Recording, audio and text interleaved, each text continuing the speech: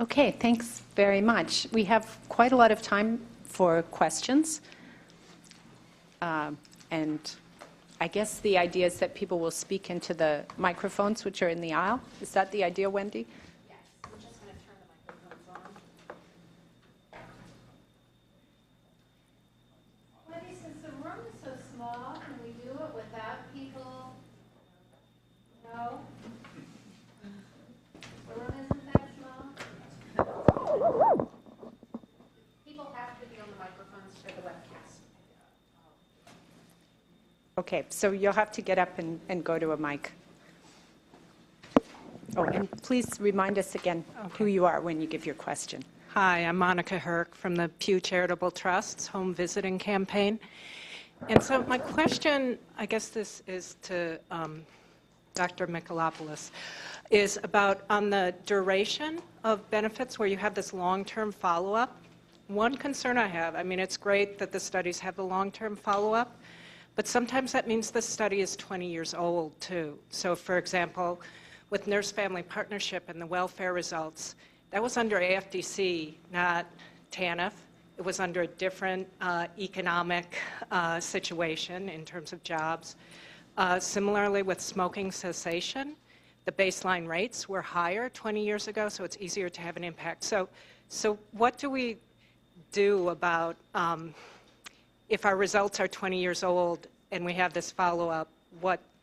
Should we put a lot of confidence in that? I don't know. Oh, thank you. I feel like we're all advocating 20-year studies, I think. We'd like to be able to keep going for a while. I think it's a really tough question. I do think the thing that concerns me is that we kind of ignore the uncertainty that comes with that. And my point is only just to, there may be important situations where you want to think about what the implications are down the road and to embrace how much that adds to what you don't know about the intervention, and to maybe be in a case like that, maybe there are a few outcomes that you can't focus on to make your main argument about the benefit cost of the intervention, and then those longer term projections could be supplemental information. But I think it's a really tough question that I obviously don't have the answer to. I mean, I think an approach that might be taken is to not do a benefit cost analysis for a study of NFP that had only results for a couple of years, but to really just focus on some things that we think are key indicators,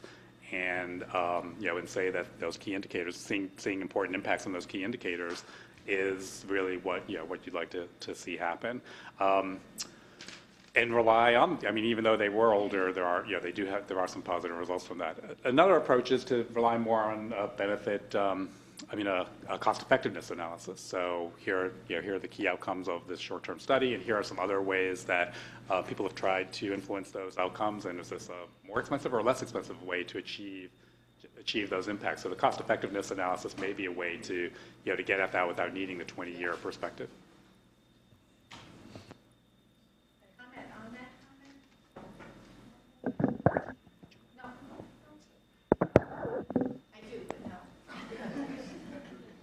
Actually, I have a question, I guess, for both of you, provoked by your presentations. So if one of the reasons for doing cost-benefit analysis, which I will persist in calling it, is so that we can advise on policy, then it seems like what we might want to do in order to make apples-to-apples comparisons is to have standards for different types of programs. So if this was a program aimed at infant health, we would say to people, you should evaluate these outcomes and these costs, whereas if it was a intervention aimed at positive youth development, you would have a different set of outcomes and costs. So I guess my question is, do you think that might be one possible way to go for standards? I do think that the topic of which outcomes we measure Okay. I do think the topic of which outcomes we measure is really important in these comparisons that we make. Obviously, if one study is measuring delinquency and another is simply not, that can have implications for the economic findings. But I think that it may be useful to think about a set of outcomes for different program areas. But I think we also want to take a nuanced look at the logic models behind those particular interventions. So it still may be the case that, that there are some generally useful outcomes to assess in a particular program area.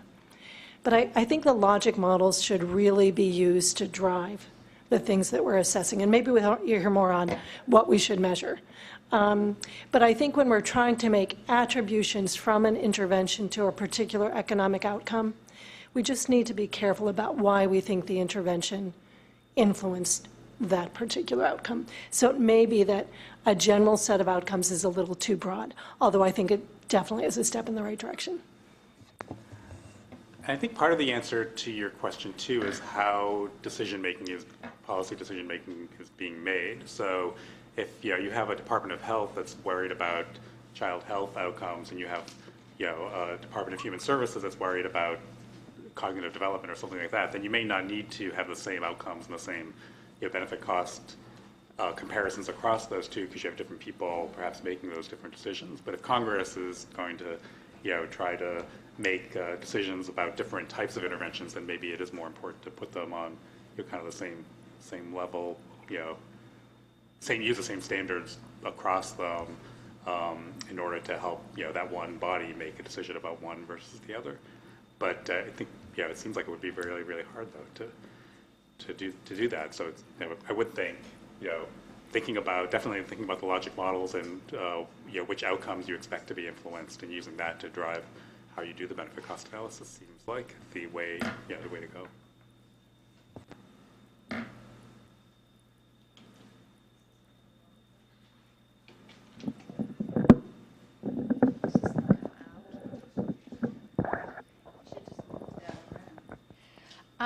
A perfect example of what you're talking about would be the comparisons between the Perry Preschool and the Abecedarian Project. Do all of you guys know the Abecedarian, which is also an early childhood intervention program that's followed kids through age 30 now? Up there, not as long as Perry, but getting up there. And it's really very interesting when you look again at the outcomes the two look at, because Perry Preschool, they all look at achievement and IQ and high school graduation and jobs, the usual.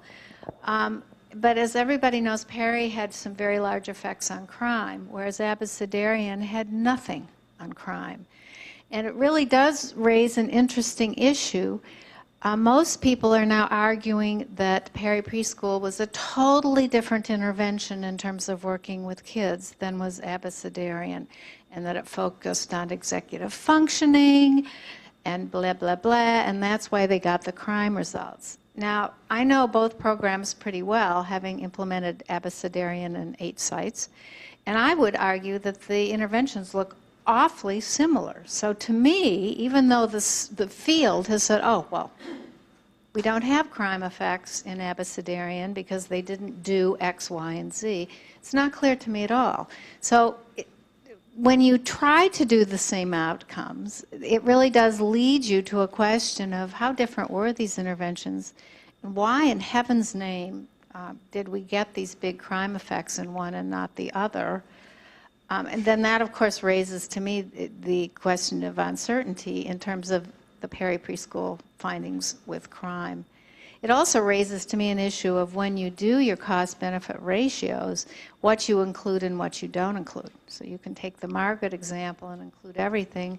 So Perry looks like it had huge effects compared to Abecedarian. But if you take crime out, the effects don't look as large. And if you'd asked the people that did Perry 40 years ago, crime was not their logic model outcome, guys. Achievement was their logic model outcome. Let's be honest. They weren't going, oh, we're going to change crime of young children when they become teenagers. So there are some interesting, just to make it more complex, if you don't use the same standards, or if you add outcomes just because they're kind of interesting outcomes, and that's where you get all your effects, even though it wasn't really part of the original logic model. How are we going to handle that when we talk about standards?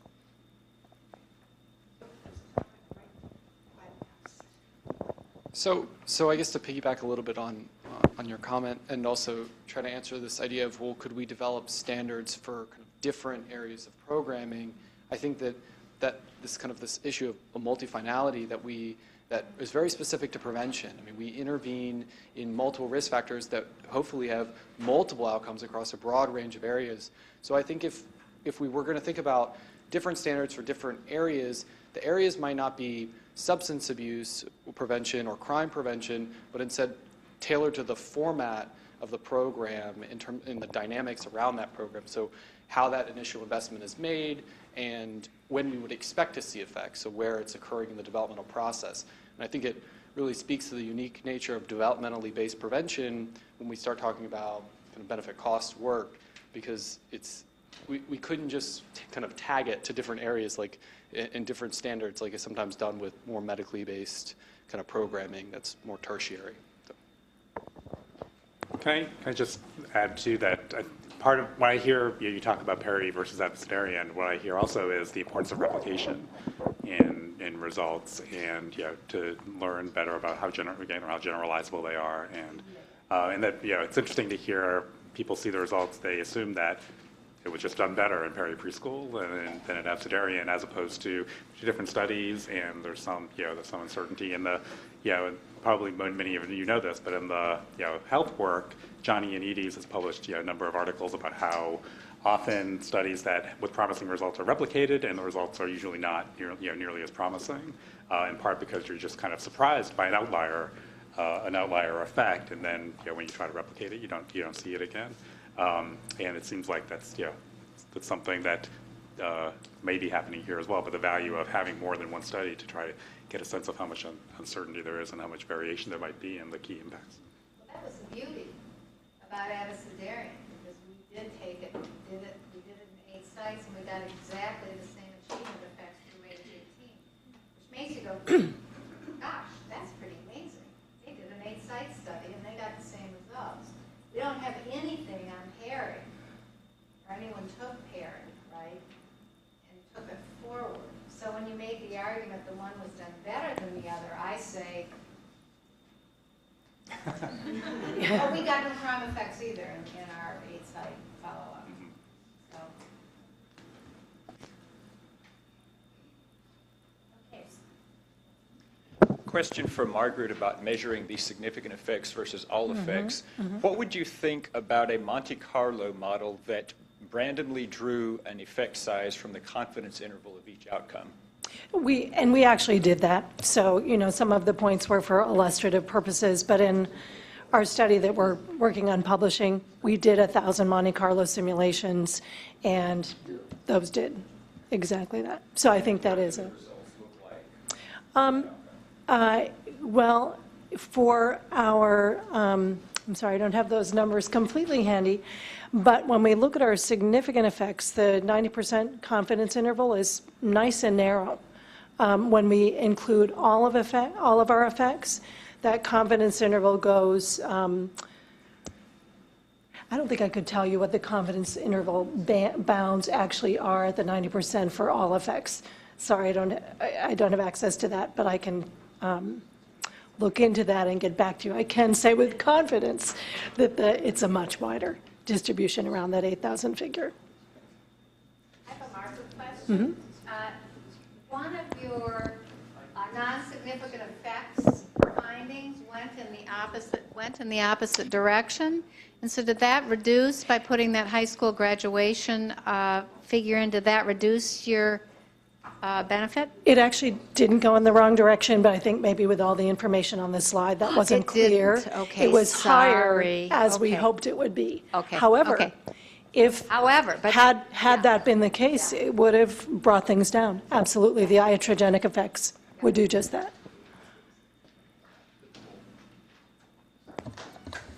Okay, I have an additional question for our panelists, which follows on Margaret's comment that maybe the best we can hope for here is that there are some things that most people would agree that there's a reasonable standard, and then there's other things that are going to be a lot more controversial.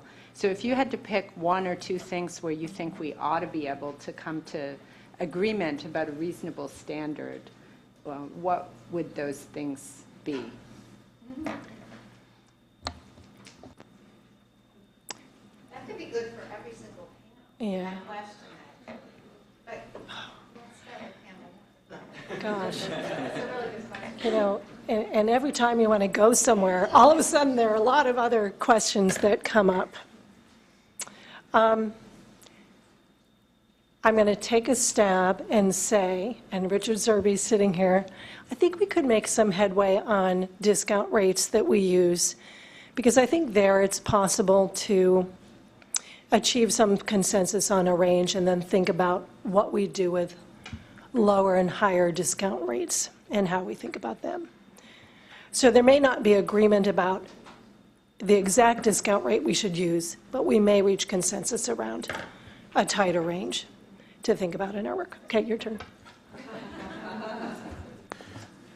I mean, as I've said about 10 times already, I think the key thing for me is just this whole idea of uncertainty and giving some sense of the confidence that you have in results. So I'm hoping that everybody would agree that that's a useful thing, but often an incredibly difficult thing to do. But a standard could be that there will be some information on the confidence and the level of uncertainty.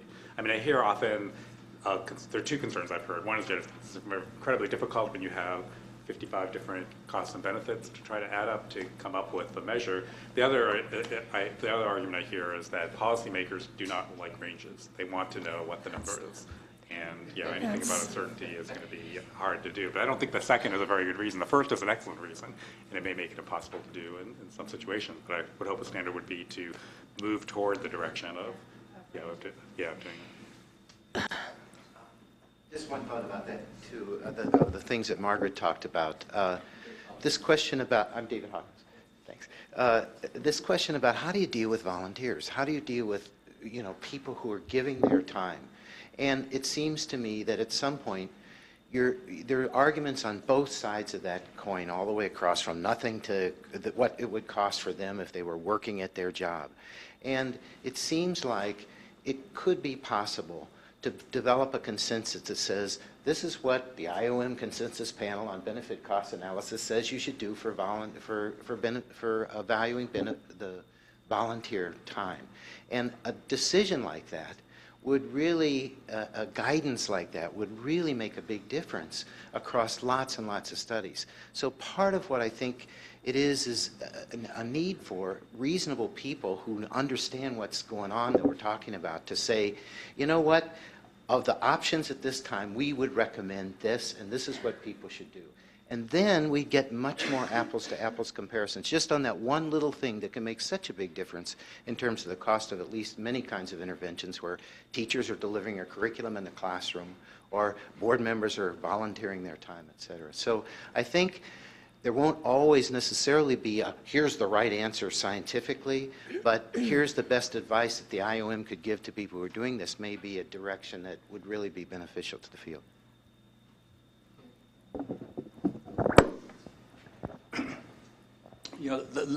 Let me just address that point because you brought it out and he brought it out.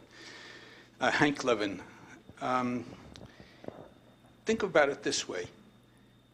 If we have two sites for an intervention and one uses 5 full-time personnel paid, the other one is 4 paid but 1 volunteer, if they're the same caliber, we would argue that there's no difference in cost and that what we have to do is to separate out the issue of financing from cost. Mm-hmm. That is, the cost in terms of social resources would be similar in both cases, but in one case, we finance it by having to put funding behind 5 people and the other 4 people, and that volunteer then is, in a sense, paying for his or her own intervention. as an ingredient into. So one of the confusions here that I think we can really resolve, I really think it's very easy to resolve, is to separate out the question of what is the cost from how are we financing. Some financing will be done through services in kind.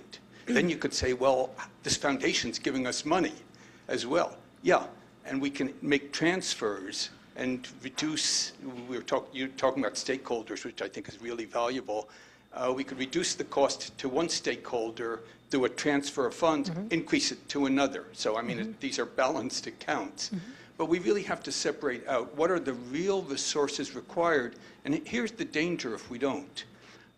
Well, community, for example, that I came from, had people with master's degrees and in some cases doctoral degrees as classroom assistants. This is Palo Alto. And I mean, we were very happy with that. I was the president of the school board, so more of that, volunteerism. But the fact of the matter is, it didn't really mean that the cost of the intervention was less in our case than in the case at that time of Redwood City, which is a poor community, didn't have those resources. It simply meant that we funded it in a different way, that the financing was different. And my hope is that we can separate that, and that's something we can really set a standard for. Okay, so we're almost out of time here. I guess, Anirban, you'll get the last question. word. Anirban Basu, University of Washington. I'll follow up on that comment. And I think I'm on the second panel on cost effectiveness analysis, which are trying to create standards for cost effectiveness analysis. And we are actually struggling with these same issues. And one of the things that have repeatedly come up for us is that there are two purposes for these analyses, at least from the analyst point of view. One is kind of to inform the decision maker's decision, and the other is to increase the comparability across studies. And they do not often see eye to eye with each other because, from the decision maker's perspective, you would want different outcomes, maybe, different types of monetization. But for comparability, you would need the standard set of outcomes. So I think identifying, often what we do in cost effectiveness, we do a base case analysis, which is really focusing on the decision maker's perspective, and then a standard reference case analysis, which is done from a societal perspective, which includes everything that comes out of it. And I don't know if something like that would be useful in this case to create standards, because without identifying the specific decision-making perspective, I think it's very difficult to say which cost and which benefits you're going to include and not include. And yet, for comparability, you have to include everything. So I think that's where the challenge is. Okay, so I think we'll end it here to stay on time. And so thank you very much. Thank you.